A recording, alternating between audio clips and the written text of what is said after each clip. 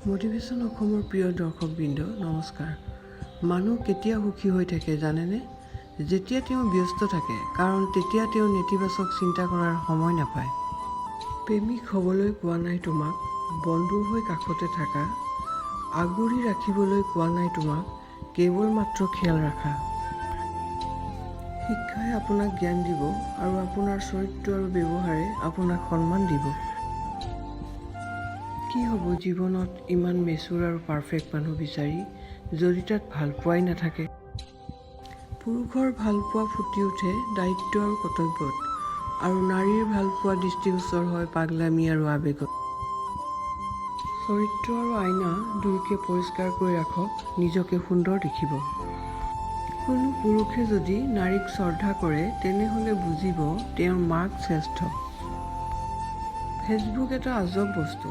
অপৰিচিত মানুহ ফ্ৰেণ্ড লিষ্টত থাকে আৰু পৰিচিত মানুহ ব্লক লিষ্টত থাকে। মস্তিষ্কই বিচাৰ কৰিলে এই পৃথিৱীত কোনো আপোন নহয়, হৃদয়েৰে বিচাৰ কৰিলে কোনো তোমাৰ পৰ নহয়। জীয়াই থাকিবলৈ হ'লে হাঁহিবই লাগিব, অনেক হাঁহিব লাগিব, ইমান হাঁহিব লাগিব যে কেতিয়াও মন বেয়াই নহয়। পৃথিৱীত ডাঙৰ বেইমান হৈছে সময়, যি এবাৰ গুচি গ'লে আৰু ঘূৰি নাহে। পৃথিৱীত চবতকৈ স্বাৰ্থপৰ হৈছে সুখ, যি বেছি দিন নাথাকে। তাতোতকৈ বেছি স্বাৰ্থপৰ হৈছে ভালপোৱা, যি সকলোৰে জীৱনত নহয়। চবতকৈ আপোন হৈছে কষ্ট, যি সকলো সময়তে সকলোৰে লগত কাষতে থাকে।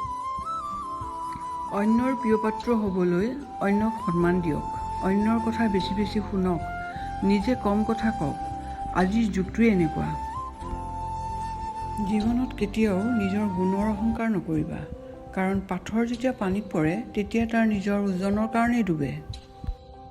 100 জনক খুৱাব নালাগে, কিন্তু চকুৰ সন্মুখত কোনো ক্ষুধাৰ্তক দেখিলে তেওঁক অলপ খাবলৈ দিব লাগে।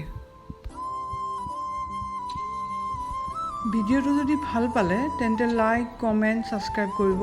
আপোনালোকৰ এটা সহায়ে মোক নতুন ভিডিঅ' বনাবলৈ প্ৰেৰণা যোগাব।